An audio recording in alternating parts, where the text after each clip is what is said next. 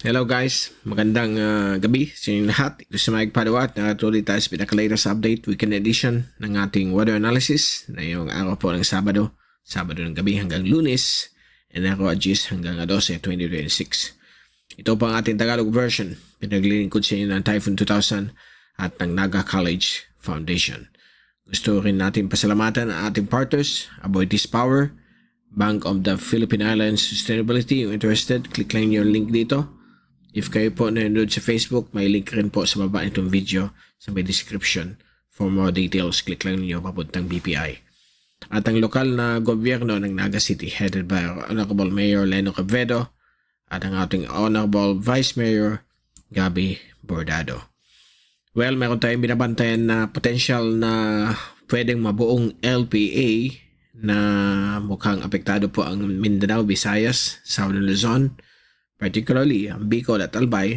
Baka magkaroon ng malalakas na ulan sa susunod pong weekend. Most likely, Biyernes po yan o Sabado. So, antabayan na natin yan ng LPA na kung mabuo, kasi as of this time, wala pa po sa picture. But majority po, lahat ng mga computer models ay nagpapahiwatig na baka meron talagang mag-form. So, tutok natin yan. Pagbalik natin sa Lunes, may clear idea na naman tayo o panibagong latest forecast niyan. So, let's all pray na sana hindi matuloy. So, ito po ang pinaka-latest na yon sa ating fast animation mula sa University of Wisconsin Tropical Cyclone page. At kita po natin dito ang medyo humihinang kaulapan ng easterlies. Yung shear line diffuse na po dito sa may silangan bahagi po ng gitna at Hilagong Luzon sa may Isabela, Aurora at Northern Quezon. At hopefully sana tuloy-tuloy na po ito. Kaya lang posibleng may mag-form nga dito na LPA somewhere here sa area na ito. Dito po siya mag-form yung LPA na yan. Okay? Sa darating pong Martes, Enero 13. So, i-monitor natin yan for a potential threat sa ating kapuluan. Medyo bad news nga ito at medyo malungkot dahil po alam natin mga kababayan natin sa may Albay ay nag-evacuate dahil po sa continuing activity ng Bulkang Mayon. So mag-pray tayo na hindi po ito matuloy at yung mga disaster risk officials ng probinsyang Albay ay kailangan magsihanda tayo. Yung mga nagkikinig sa ating video analysis at siguro alam na ninyo sa mga ibang reliable sources na may possible formation ng LPA. Pray lang natin huwag maging bagyo at mas matindi po ang effect nito sa ating mga lugar na dadaanan nito. So ito yung zoom in satellite animation mula sa windy.com mula sa kanilang UMETSAT satellite loop. At nakikita ninyo dito yung mga kaulapan, although hindi naman masyadong grabe. May mga isolated showers dito po sa Visayas at silangan bahagi po ng Luzon dahil sa shear line at hanging silanganin na pinapaibayo ng mahinang La Nina. Although babalik na tayo sa normal, ang La Nina kasi hanggang Pebrero lang. At ito yung latest wind forecast mula sa European model. Unahin natin yung European model para makita kung anong potential track nito dito sa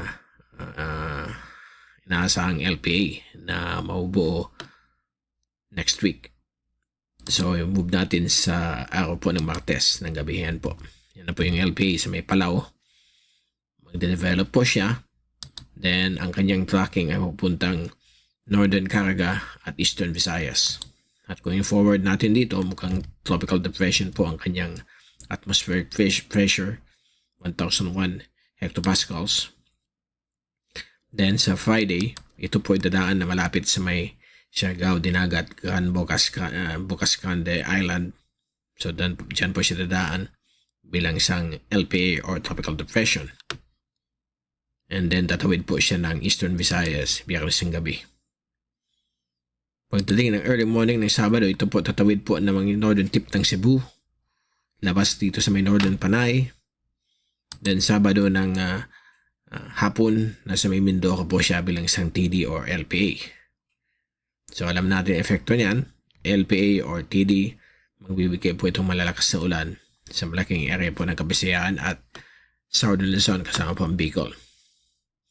Pagdating ng linggo, Enero 18, ito po ay magkakaroon po ng recurvature po ito dahil may frontal system po na inaasahan pong mabuo dito. Itong frontal system na ito ay kakabit po dito sa pahina ng LPA kasi magdi-dissipate po yan dahil sa land interaction, possible cool dry air papasok sa kanya. So yan po, mukhang tatawid po ng Luzon pagdating ng linggo. And then sa Lunes, ayan na po, nakakabit na po siya sa frontal system. So ito po yung frontal system, may L din yan.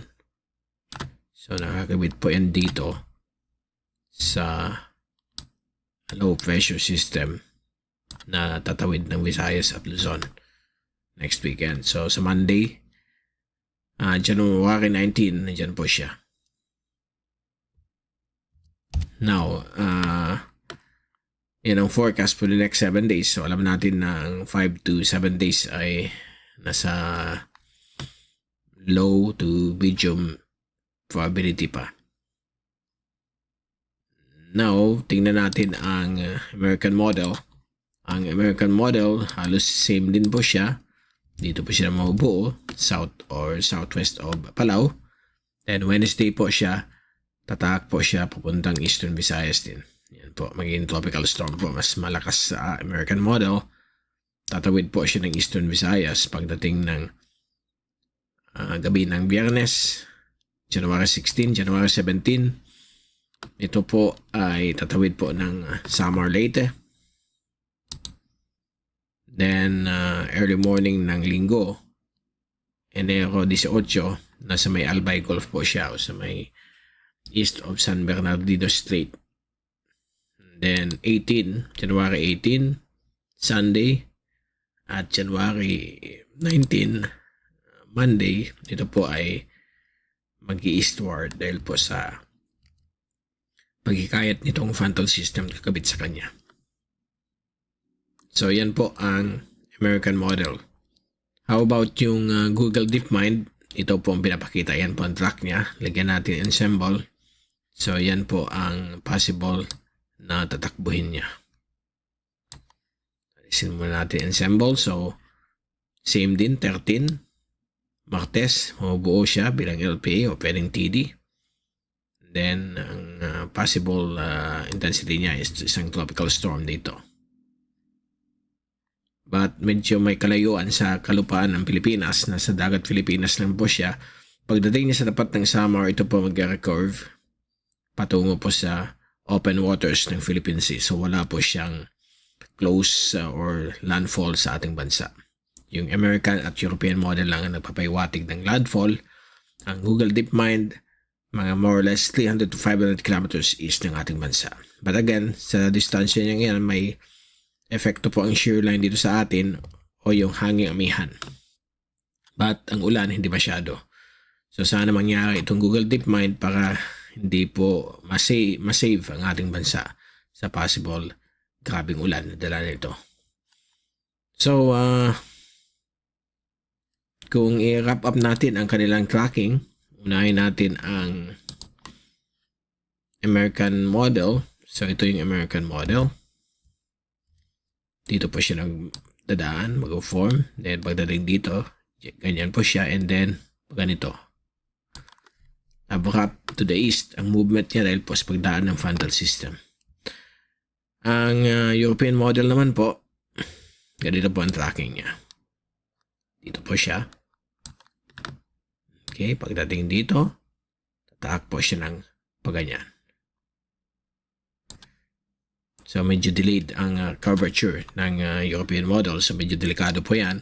Sa Visayas, Bicol, Mimaropa, pati ang buong Luzon, kasama po Metro Manila. Ito ang pinakaayaw natin, yung sa European model. Ang Google DeepMind, dito po siya, pag ganito. So, mas mabuti ang track ng Google DeepMind, yung itim na yan. So still a big question mark kung saan siya dadaan. Malaking question. So hindi pa natin sure. Highly uncertain. Up to 50% of probability kung ano yung itatrack niya. Medyo malaki pang window of uncertainty. So we will keep you updated. Lalo na po sa darating pong next week. Okay? So yan po ang track. Pagdating sa ulan, base sa reliable rain model ng ECMWF, yan po ang shear line sa may silangan bahagi po ng Luzon, north of Bicol. And then pagdating ng Martes, Miyerkules, akit mo yung shear line sa may area po ng Isabela at Eastern Cagayan. Huwebes, ayan na po yung ulan na dala ng potential LPA. Magpaulan sa Northern Caraga at Eastern Visayas. Samar Leyte po yan. And then Biyernes, papaulan na yan sa buong Visayas. Ang ulan ay pwedeng umabot po ng 50 to 100 o 100 to 200 mm sa pinakagrabing ulan na dala nito. Biyernes, apektado rin po ang Kabikulan, 50 to 100 sa Bagayan po tayong lahat, and the eastern sections of Luzon. Pagdating ng Sabado, grabe naman po ang ulan, dito po sa may bahagi po ng Mimaropa, lalo sa Mindoro, Metro Manila kasama. Alam natin may La Nina kaya wala pong dry period sa Metro Manila. All wet po yan. Wet conditions dahil po sa epekto ng La Nina at lalong pinapatindi dahil po dito sa mga LPAs. So, Linggo, ayan po na sa Luzon, although nagdi-dissipate na yung LPA. Okay, so yan po ang pinaka-reliable rain model mula sa ECMWF. Yung American model naman po, hindi po ito sigurado pero grabe rin po ang pinapakitang ulan niya, no? Sa may Visayas at Bicol. Sa darating pong weekend, Biyernes hanggang Linggo yan. Mas grabe yung ulan, but based on experience, lahat po ng mga rain model, ang pinaka-reliable ay yung ECMWF. So, let's hope na magbago pa at mag-follow doon sa Google DeepMind para prepare po tayo lahat. Pagdating naman po sa wave forecast, manatili pong malaki ang alon ang East at West Philippine Sea dahil sa habagat. Dahil po sa amihan at lalo pong magiging mas malaki ang alon sa darating pong Biyernes hanggang Linggo dahil sa paglapit itong LPA na baka maging bagyo, so mag-pray tayo na dapat hindi matuloy at yung alon ay more than 3 meters. Yung mga fishermen na gusto mag-fish around ay wag muna po dahil po malalaki po ang alon. Pati dito sa may central waters ng ating bansa, West Philippine Sea, moderate to rough. Katamtaman hanggang malaki ang alon pa rin. So, yan po ang kalagayan ng mga alon natin. Sa latest sa Global Tropics Hazards Outlook naman po ng Climate Prediction Center, valid for the next 2 to 3 weeks. Pinapakita dito yung potential LPA. Sa week 2, valid January 14 to 20. Ang Pilipinas nasa 50 to 65% above average na mga ulan and more than 20% of a tropical cyclone formation. So low probability pa po yan. Kasi medyo uncertain pa. As uncertainty ang kalagayan yan. Sa week 3, which is mataas ng uncertainty, January 21 to 27, nandyan pa rin yung more than 20% of a tropical cyclone formation east ng ating bansa dahil dun sa LPA. Okay? How about sa Pag-asa? Ito ang latest ng Pag-asa sa kanilang tropical cyclone threat potential. Valid for week 1 to week 2. At pinapakita dito sa week 1, January 9 to 15, nasa low to moderate chance of a tropical cyclone formation patungo sa Eastern Visayas at Bicol. Okay? Week 2, January 16 to 22, Eastern Visayas, Bicol region, low to moderate chance of a tropical cyclone formation.